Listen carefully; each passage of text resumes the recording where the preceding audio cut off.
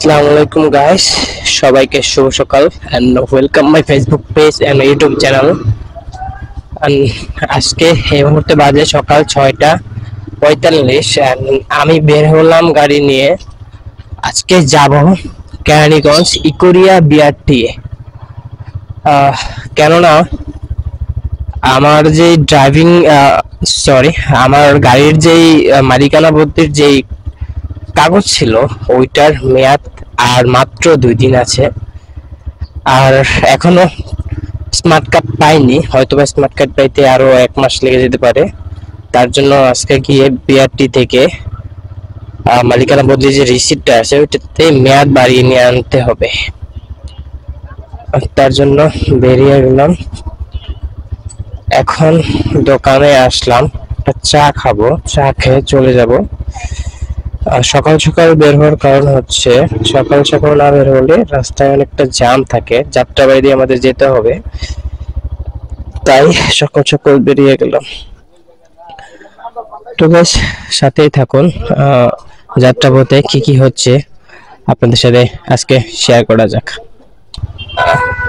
Guys এই মুহূর্তে আছি মুগদার রাস্তায়, মুগদা হয়ে সরাসরি যাত্রাবাড়িতে গিয়ে যে ফ্লাইওভার আছে, ফ্লাইওভার উঠতে হবে। হানিফ ফ্লাইওভার উঠবো, হানিফ ফ্লাইওভার উঠে সোজা চলে যাব মাওয়া রোডে। বাট এই মুগদার জাম কতক্ষণ যায় আর কতক্ষণে ঠেলে যেতে হয়, এটাই তো বড় কথা। আমি যেহেতু ওইদিকে যাব তাই অলরেডি পাঠাও ওভার অ্যাপসে আমি লোকেশন সেট করে রাখছি। ওইদিকের যদি কোনো ট্রিপ পাওয়া যায় তাহলে নিয়ে যাব, কারণ যেহেতু আমার যেতেই হবে ওইদিকে, আর তেল খরচ হবে আমার। একটা ভাড়া পেয়ে গেলে মন্দ হয় না, চেষ্টা করতেছি। আমাদের তেল নিতে হবে, কেননা আমার তেল অলরেডি রিজার্ভে চলে গেছে। এখন তেল না নিলে রাস্তায় যদি গাড়ি বন্ধ হয়ে যায় সমস্যা। তারপরও আমার বাইক অলরেডি 40 কিলোমিটার আছে, 80+ যায় যাবে, সমস্যা হইতো না। তাও বিপদের তো চোখ মুখ নাই বললে আসে না। তো একটু তেল ভরে নেই। এটা হচ্ছে Shanta CNG refuelling station, Atish Dipankar সড়ক, বিশ্ব রোড। আমি সাধারণত আমার বাইকে অকটেন ভরি সবসময়, কোনো পেট্রোল নাই। আর অকটেন দিয়ে গাড়ির সার্ভিসটা ভালো পাওয়া যায়, মাইলেজও ভালো থাকে, গাড়ির হেলথটাও ভালো থাকে, তার জন্য অকটেন ব্যবহার করা। অনেকে আবার দেখি পেট্রোল ইউজ করে, তারা নাকি পেট্রোলে ভালো মাইলেজ পায়, হেলথ নাকি পেট্রোলে ভালো থাকে। আমার 205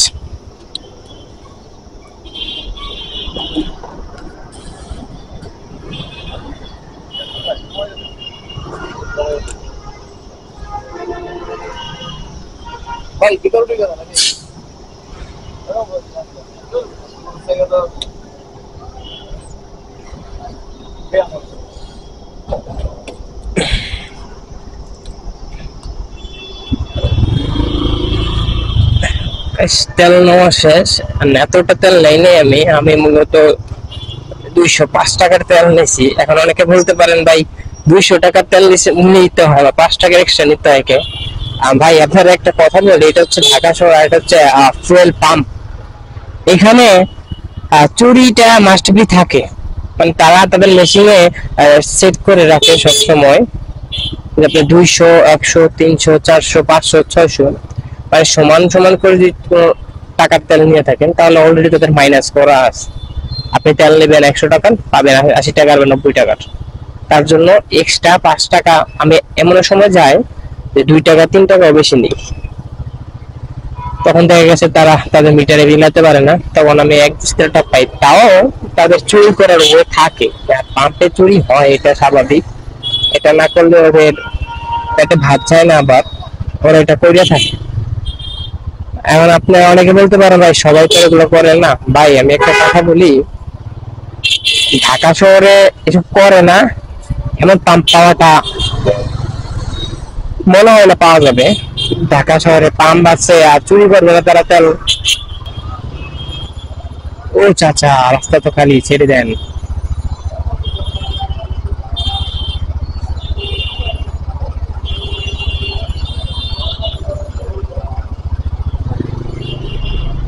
যাক, চাচা কথা শুনছে, ছেড়ে দিচ্ছি।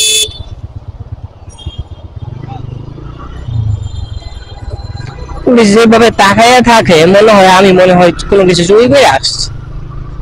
আসলে গাইজ, আমরা বাইকারদের একটা সমস্যা, মানে কাগজপত্র ঠিক থাকুক আর না থাকুক, পুলিশ দেখলে কেমন জানি ভয় ভয় লাগে। তো পড়াই সময় এখন পুলিশ দেখলে ভয় ভয় লাগে যে এই বুঝি ধরলো, এই বুঝি মামলাটা দিল। বললাম না, কাগজপত্র সবই ঠিক আছে, অথচ ওদের দেখলে কেমন জানি ভয় ভয় করে। আসলে এই কারণ, এটার কারণ ভাই ওরাই ওরাই জনগণের ভিতরে ভয়টা ঢুকাই দিছে। কারণ বিনা কারণে মামলা, বিনা কারণে হয়রানি করাটা তাদের এখন জাতীয় কাজ। তবে ভালো আছে, সব তো আর খারাপ না, কিছু ভালো আছে। গাইস, আমরা কিন্তু দেখতে দেখতে চলে আসছি। এখন উঠবো হানি ফ্লাইওভার, এটা হ্যাঁ হানি ফ্লাইওভার উঠবো। হানি ফ্লাইওভার উঠে সরাসরি চলে যাবো আমরা পদ্মা ব্রিজের লেন দিয়ে মাওয়ার দিকে। আমরা মাওয়া যাবো না অবশ্য, আমরা মাওয়ার রোডেই যাবো। মাওয়ার রোডে আমরা যাবো কেরানীগঞ্জ ইকুরিয়া বিআরটি তে। আর গাইস, আমরা এখন যাবো এই তো মাওয়া পদ্মা বহুমুখী ব্রিজ, পদ্মা সেতুর দিকে। এই ব্রিজ হয়ে চলে যাবো আমরা গাইস।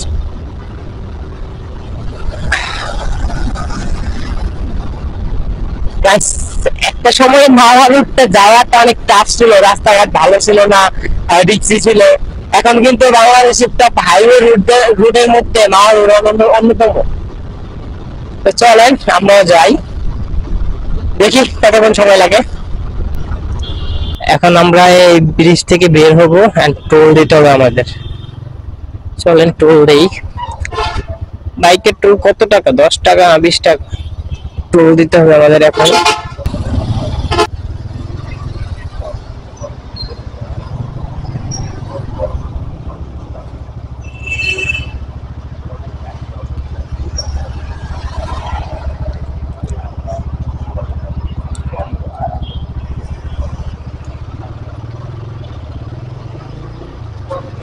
টোল দেওয়া কমপ্লিট। এখন আমরা চলে যাব সোজা কেরানীগঞ্জের দিকে। যারা যারা ভিডিও এক্সপ্রেস ওয়েতে রিক্সা, অটো রিক্সা চলছে। আসলে ওদেরকে বলে আর করে তো লাভ নেই, ওরা ওদের যা মর্জি তা করবেই। আমাদের দেখেন আপনি, এক্সপ্রেস ওয়ের মধ্যে রাস্তায় তারা রিক্সা, অটো রিক্সা নিয়ে যাচ্ছে। একটা বাস দিবে বাড়ি মেরে, আবার থেকে কি আসবে, বাসে ধাক্কায় অটো রিক্সা নিয়ে হতো। আসলে দোষটা যে কার সে তো বলার বাইরে। দেখতে দেখতে কিন্তু আমরা চলে আসছি জুরাইন ব্রিজে আছি এখন। তো জুরাইন ব্রিজটা পার হইলেই কিন্তু আমাদের ডান পাশেই ইকোরিয়া বিআরটি। তো আমাদের বেশি সময় লাগে নাই, কেননা যে রাস্তা ধরে আসলাম, যে রাস্তা জাম হওয়ার কথা ছিল তার জাম হয় নাই, যার জন্য আমাদের সময় লাগে না এতটা। যাই হোক, আগে চলে আসলাম, আগে চলে ফেরত চলে যাবো আবার। সাথেই থাকুন, আর কিছুক্ষণ আছে আমরা বিআরটিতে ঢুকবো। আমরা এখন বাম দিয়ে চলে যাব। আমাদের হয়তো আমাদের বিআরটি ডানে, বাট আমরা চলে যাবো বাম দিয়ে। বাম দিয়ে গেলে কি সুবিধা আপনাদের দেখাচ্ছি। আর যারা যারা বিআরটিতে আসবেন কেরানীগঞ্জ, তাদের জন্য ভালো হবে, দেখে রাখুন। কারণ আপনি যদি সোজা চলে যেতেন মাওয়া রোডে, তাহলে অনেকটা দূরে গিয়ে আপনার ইউটার্ন করতে হবে, প্রায় 5 থেকে 7 কিলো দূরে ছাড়া ইউটার্ন নেই। আর মাওয়া রোডে যতটুকু জানি আরো দূরে আপনার ইউটার্ন পাওয়া আরো অনেক পসিবল না, আরো অনেকটা দূরে ইউটার্ন। এখন আমরা এই লেন দিয়ে, এই রাস্তাটা দিয়ে চলে যাব সোজা বিআরটির ভিতরে। এটা যাবে এই জুরাইন ব্রিজের নিচে দিয়ে। এই তো গাইস, দেখতে দেখতে চলে এলাম জুরাইন বিআরটিতে। এখনো বিআরটি খুলে নাই। বাজে কয়টা? 8:26। হয়তো বা 9টার আগে গেট খুলবে না, সমস্যা নেই। আমিও খাওয়া দাওয়া হয় নাই, সকালে ব্রেকফাস্ট এখনো হয় নাই। বামে দোকানপাট আছে, গিয়ে একটু খাওয়া দাওয়া করে নেই। গাইস, চায়ের দোকান থেকে চা বিস্কুট খাওয়ার পরে জিজ্ঞাসা করলাম যে বিআরটি কখন খুলবে। তো মামা বললো যে এই গেট বন্ধ, গেটটি ওর পিছন দিয়ে একটা গেট আছে, ওতে ঢুকতে হইব। এটা রাস্তার কাজ চলতেছে ভিতরে, তাই আমরা এখন পিছনের দিকে যাচ্ছি, পিছনের গেট দিয়ে ঢুকবো। এটাই তো মনে হয় পিছনের গেট, তো এটাই। হ্যাঁ, চলুন গাইস যাওয়া যাক। এই তো গাইস, আমরা বিআরটিতে চলে এসেছি। এটাই হচ্ছে ইকুরিয়া বিআরটি। তো আমরা আমাদের বাইকটা এখানে রাখা যাই।